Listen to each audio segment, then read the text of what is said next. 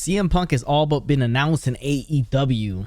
What up, Marks? Guys, we're going to start it off with this. All right, so they announced that the second episode of AEW Rampage will take place at the United Center, the home of the Chicago Bulls, the Chicago Blackhawks in Chicago, Illinois. It's a 1 hour show, obviously Rampage, and then you have Darby Allin cutting this promo talking. Even if you think you are the best in the world. This promo talking about guys that call themselves the greatest and stuff like that, and the way to prove it, the place to prove it is in AEW, and he ends it with saying, even if you're the best in the world. So you can't tease it any more than that. Now, massive news. Obviously, we knew he was going there. That's the rumor out there that he's pretty much signed. Now we pretty much almost more than likely have confirmation, because why else would you run it at the United Center? If it wasn't for that and have that promo. I mean, because if you try to swerve people, you're just gonna get booed out of the building. People are gonna be really upset about it by the bait and switch. Now, I think in bigger news than CM Punk being there is the fact that they're running the United Center. I mean, that's big. That's one of the major 4 sporting arenas in the United States. You have the Staples Center, you have the United Center, you have MSG, you have the TD Garden in Boston. Those are like the 4 major arenas. If you're running those 4 arenas, I mean, you're in good you're in good shape. Those are the WWE arenas to run. So that's one of the 4. So they're getting in there. It's only an hour-long show, so obviously they're getting it for a cheaper price because it's only an hour. And I'm assuming CM Punk probably sells some of that as well, because he does have that, it seems to have that clout WWE status, and also he fought there, I believe, for the UFC as well. So he's from Chicago. Yeah, it's all Chicago. So it's all but confirmed. He's coming to AEW. I mean, whatever you think about it is whatever you think about it, but it's pretty much confirmed right here on tonight's episode of AEW Dynamite. Even the look by Alex Marvez at the camera. Said it all. So it seems that he's going to be facing Darby Allin as his first opponent, or his first feud. It's an interesting one. So it'll be interesting how he's booked going in. But yeah, it's been confirmed pretty much. Yeah, I mean, it's happening. I mean, they can't bait and switch us because they'll just get murdered, especially for their new show Rampage. But I mean, it's a coup no matter how you think of it. I mean, it's a coup for AEW. It's a huge step for a smaller company. I mean, CM Punk was the biggest name in wrestling for from 2011 to he was gone in 2013 after the Rumble. So it's just, and then everything that happened since then, him going to UFC and getting destroyed, the lawsuit with WWE, coming back for that Fox show that they had on for WWE, like that little talk show they had. He came back there. That was like something where he's back in wrestling, and now going to AEW, it's basically official. It's pretty amazing to think. This small company that started 18 months ago is now, shocking the wrestling world. Like, I mean, week in and week out, their roster is huge. We know we have our complaints with the roster being so big and not having enough shows, but now they have the extra hour on prime time. Yep. And that's a Friday night, that Rampage. What's also on Friday nights? SmackDown. So you're going one-on-one against SmackDown, the number 1 show. It's on Fox. Well, I mean, it's coming on after SmackDown, like the 10 o'clock. So right after SmackDown finishes, when Rampage is going to start. But it's all about, like, in the end, it's like the ratings you get at the first night. Yeah, like ratings on that night. That's still going to happen within the same night. So just saying, it's probably going to kill it. I mean, it's exciting stuff. I mean, it's exciting to be even how bad Raw is. It's still exciting to be a wrestling fan. Yeah, they're going to pop a big rating for that show. Like I said, we're still waiting on the Daniel Bryan announcement. Everybody's saying it's going to happen at the Arthur Ashe in Queens. That's a big stadium show. So, they're playing these big spots. This is what you got to do to not, I mean, I hate to say it, they are competing with WWE. Now, this is like, running these arenas hasn't been done since WCW. So this is big time stuff. A traveling company, they're running these big arenas. That's just a massive show. It's just an hour long, but the fact that they're playing the United Center is the biggest thing about that. They play that Sears Center for All Out and stuff and All In. That's nothing compared to the United Center, man. It's the home of the Chicago Bulls and the Chicago Blackhawks. I mean, that's big time. Michael Jordan built, man. Exactly. That's big time. That's big time stuff. You've seen all the teases from CM Punk online. Playing on his Instagram story, the song, I forget what song it is, but the one that with Jordan made his comeback. That one. So it's like it's that you have that going on. You have him. You have Cult of Personality. They made that song. They're following AEW on Twitter. It's just a lot of things, and then this pretty much confirms it. So Yeah, it's exciting times. No matter what you think of Punk or whatever, I mean, most people are pretty positive on Punk. Maybe not since I'm sure that he's got some haters since he left WWE, but I mean, it's exciting stuff, man. It's really exciting, and part of me wishes they wouldn't tease it, but I know why they have to tease it. But they gotta sell the tickets, pop a big rating. Yeah. Yes. But I mean, can you imagine if the Culture Personality came on, at a random and just it would be nuts. It would be so exciting. Yeah, I mean, they have an hour to do it, so they'll probably start the show off or end the show off with it. So it'll be pretty interesting. But let's get into this fight for the Fallen and start off with that big 10-man tag with massive implications. So if the Dark Order and Hangman lose, they lose their shots at the titles, tag team and AEW Championship. Vice versa, they get their shots if they win. All right, so I did like the Dark Order's entrance. I thought it was pretty cool with the cowboy entrance. Now, I was kind of upset when the Elite made their entrance because I felt like they already made a joke out of this, and it's what they took all the seriousness out of this match, right? As soon as they started, but when that music hit, the "Are you ready for this?" It started dribbling. I kind of popped for that. I thought that was entertaining. I thought that was a lot of fun when they started dunking on that. I thought that was it was a lot of fun. It really was. Playing with the Space Jam.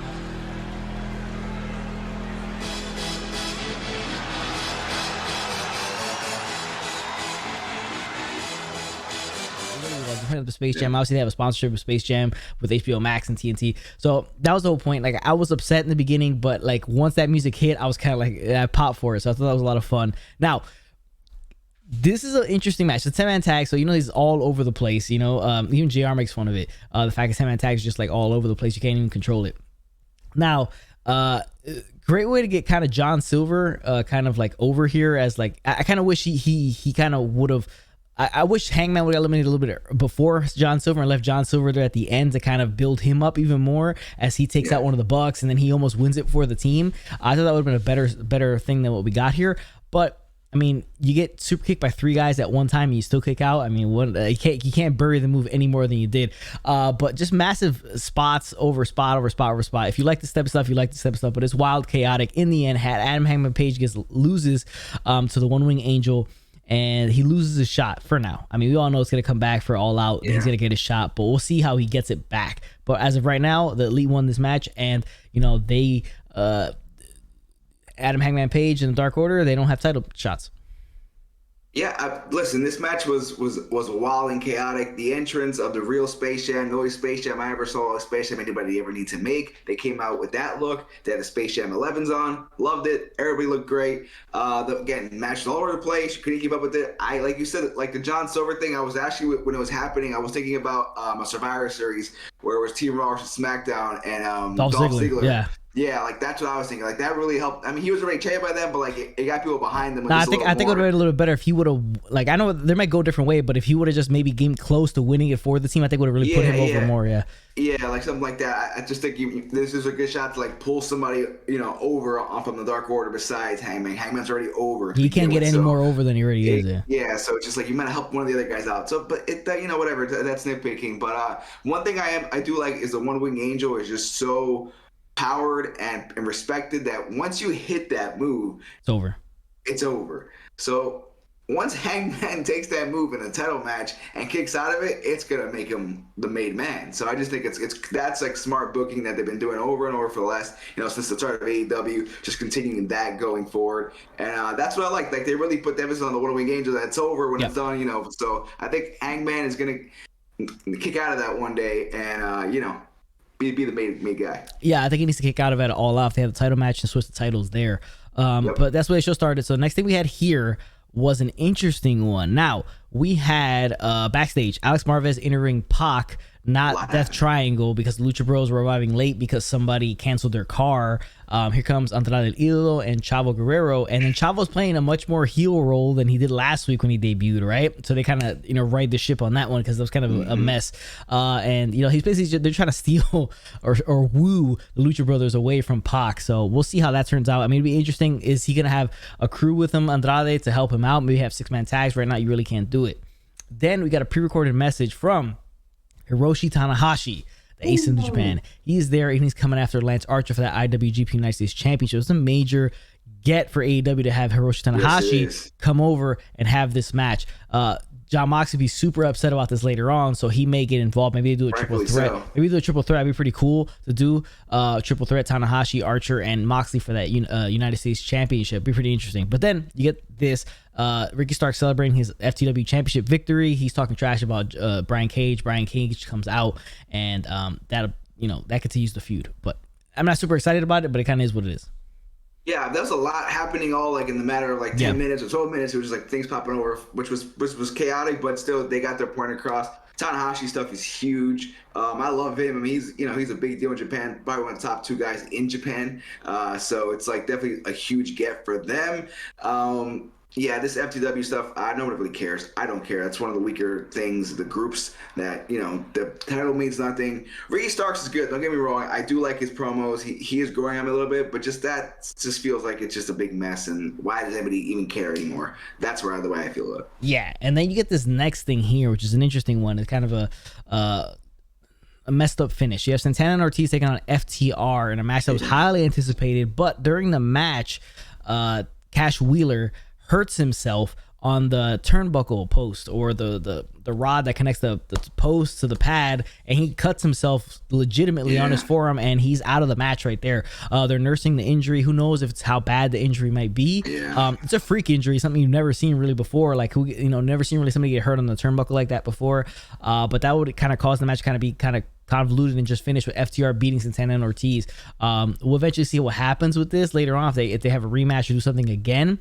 When everybody's healthy and they don't have this freak injury, but hopefully Wheeler, Wheeler's okay. He's the one that got hurt, Cash Wheeler, but FTR get the win. Yeah, I mean, it sucks because like they had a good booked, storyline coming in. I was excited for the match, and like again, FTR, ever since they dropped the titles, we always felt like they dropped it too early to the Bucks, and they kind of, shot their load a bit quick on that feud. This was gonna be exciting. I was behind it, and it just sucks that he got hurt. It's a freak accident. They need to come back to this. Whatever. Hopefully he's not hurt for too long. Hopefully it's just a couple of weeks or whatever. But yeah, there was blood coming down his forearm, so we'll see what happens. But they need to have a rematch. Yeah. So they definitely do need. Now after this would be the whole CM Punk stuff that we talked about in the beginning. That big thing. Obviously the show is called The First Dance, playing off The Last Dance. It's all like together. It's all, it's gonna happen. We all know it's just happening. Whatever. Yeah. Then the match would happen. IWGP United States Championship match. Lance Archer versus Hikuleo, along with his father King Haku. So it's good to see Haku out there. Haven't seen him in a while. So they have the match. Archer gets the win. Not much to talk about here. It's just kind of whatever match. Nothing great. Puts him away. Maybe it hurts the fact that you had the CM Punk tease before this, and you kind of just jumped to this match. Maybe you should have it afterwards, something like that. Yeah, I kind of hope people were popcorn. Yeah, people were still like in shock over that whole thing and how it's gonna happen and the tease and everything like that. It's just an obvious CM Punk tease. So yeah, Archer gets the win. Tanahashi looks like to be his next opponent. Yeah, this match was what it was. Like, what's his name? Hikuleo, Haku's son, just. Still kind of green, still not fully there. He was Archer was up and carrying the match. But yeah, Tanahashi, Archer, and we got to throw Mox in there too, because Mox was talking a whole bunch of shit about Tanahashi that he's been jocking and diving him. So we'll see what happens. So but Tanahashi again, huge get. This IWGP United States Championship title is fun to have on TNA. It gets more play than the TNA belt. An AEW gets more play than the TNA belt and all that crap. So definitely, this is definitely going to be a fun feud, and good to see Archer just getting more respect and finally in a major feud with someone. Yeah, it's a lot of fun for Archer to see him out there doing this type of stuff. So that's cool. The next thing on the show was Cody Rhodes backstage talking, and he's attacked by Malachi Black. They brawl, and he knocks him out.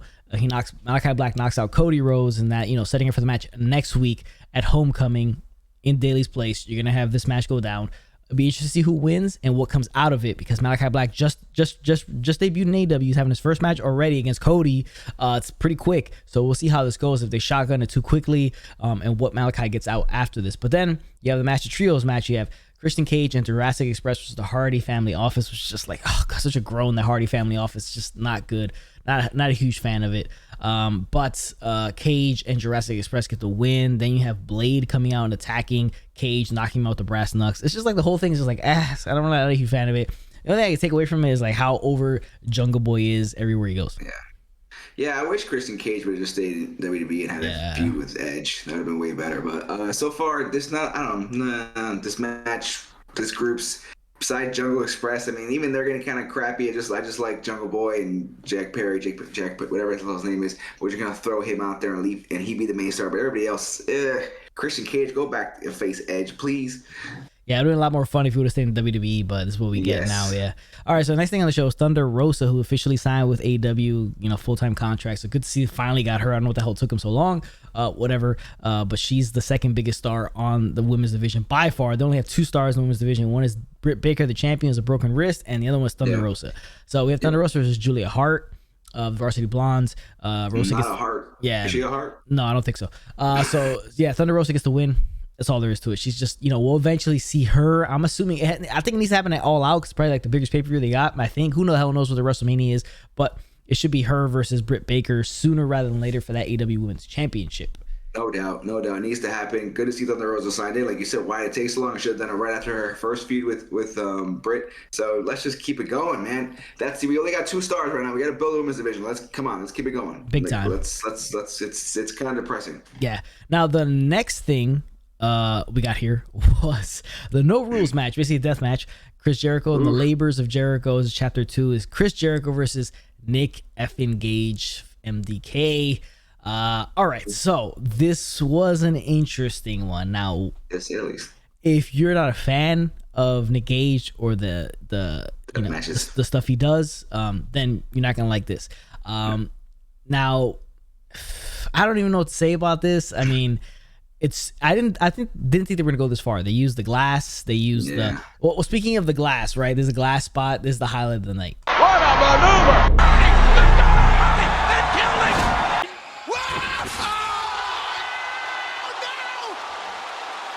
My God, shards of glass. Gotta be in that man's net. So there you see that big hurricane off the top rope, and he goes right through the glass. They had the light tubes. They had the stabbing of the face. He started the match by slicing by Nick Gage. Yeah, he sliced Chris Jericho's arm to start the matchup. I mean, the guy is just no joke. Nick Gage. I mean, he will take his liberties out there. It's real. It's real. It's real. Yeah. It's not fake. It's interesting because AEW gives you so many styles of stuff, right? They give you the crazy high flying stuff, the big spots. They give you like a more grounded match every once in a while. They'll give you a lot of big tag matches, stuff like that. And then they'll give you this, which is, I mean, I'm not a huge fan of it. I don't really like it. I think it's just kind of ridiculous. But, and I think it's just, I don't know, Nick Gage, I mean, he's probably taken a ton of beatings in his life, so he doesn't move around all that great. It just is what it is, right? It just, I don't even know what else to say about it. But I credit Chris Jericho for doing this. Like I credit Matt Cardona for beating Nick Gage, this past weekend at the GCW pay-per-view in Atlantic City and becoming GCW champion. I credit these guys for going through this because it's a different style that not many people down to do, and it's not really mainstream. I'm surprised they did it on TNT television. Obviously left it to the end of the show for the timing of it. But it makes sense. It just kind of is what it is. Now, I kind of felt like this probably should have been the last labor because what was announced afterwards. So in the end, Chris Jericho gets the win. He's the Painmaker. The Judas Effect, and he wins. And then here comes MJF and says, round chapter 3 is you have to win by using a move off the top rope. I think they're reaching there at that point. Like, stipulation, you have to hit a move off the top rope to win. It's kind of reaching, but finally the juice has come back to TNT. CM Punk we got the juice coming back. Man, ratings are the sky rocket because the juice is back. You kidding me? Screw CM Punk. The biggest thing coming out of this is the juice. Juventud Guerrera coming back. Daniel Bryan, man. Yeah. Who needs Malachi Black? No one needs any of these guys. We got the juice. We got Juventud Guerrera, who back in WCW Revenge was my favorite character. Rival. The juice. Juventud Guerrera. Now, Chris Jericho's the guy who beat Juventud to take the mask off of him, right? So we got that. There's a lot of history between these two guys. Obviously, great rivalry in WCW. So he's the next guy, but it just doesn't make a ton of sense for like you to go from this to that, and then you still have 2 more labors to go after that. This needed to be kind of like the finale of it, or like the 4th at least. Like make it like, oh my god, after this match, how can he get to the 5th after everything, and then whatever. But this was way too early for this thing. This match was just ridiculous. I mean, even in the highlight, you saw Jericho's leg hit the glass first, and he must have screwed something up in there. Ugh. And he's in his 50s for crying out loud. I mean, shout out to the GOAT. Yeah, this match was rough. It's not for everybody. If you're down with it, you're down with it. I'm not a huge fan of the deathmatch stuff. I give credit to Nick Gage and respect, the stuff he's into, the stuff he does. Tough ass dude. It's one of those guys you don't really want to mess with, especially on the street. So I give all respect in the world to Nick Gage, and I give all respect to the world to guys like Matt Cardona for doing this, and Chris Jericho, new guys coming into that world and actually going through it, and going with the guy who's going to take it seriously the entire way. He's not going to, like he did with David Arquette, he's not going to like sugarcoat it, and he's not going to kind of take it easy on a guy. I mean, he almost killed David Arquette. He slit his throat. Oh, I mean, it's more on David Arquette than anybody else in that aspect. Yeah, but still, that's that separate match you're getting into. But I give credit to Chris Jericho. Credit is due for doing that. And the Nick Gage is the spotlight on the the main event, the mainstream scene. He probably won't be back. Probably, I don't know. I mean, it seems like they'll go Moxley, Gage in the end, maybe if they want to do that. But that'll be a pay-per-view. Yeah, but that was the end of the show. I mean, just kind of is what it is. We'll see the Juice. He's coming back to TNT. I mean, I don't know. It's weird pacing for the whole Labors of Jericho. I mean, it's fun though. I mean, who is just coming back? Just enjoy the juice. I mean, what else is there to talk about, really? Come on, the juice. You gotta love the Juice, man. The Juice is back, baby. You love the Juice. That guy. And then I love how they just came back because that was a random promo from November of 19. Yeah. So they were like, we're going to go back to this. They're like, oh, snap, the Juice. They probably brought that one up real quick in the back. Like, oh, yeah, remember that? Let's just do it. But, guys, that's a review and reaction of tonight's Fight for the Fallen, AEW Dynamite. Appreciate you guys for tuning in. Let us know in the comment section what you guys think of the Nick Gage stuff, of CM Punk stuff, all that stuff. I'm coming out with a CM Punk and Daniel Bryan video, so stay tuned for that. Also, Roman Reigns one. We'd appreciate you guys for tuning in. Make sure you drop a like on this one. Hit the chair in the corner for hits you first up to the channel. We'll catch you guys on the next one. Later, boys.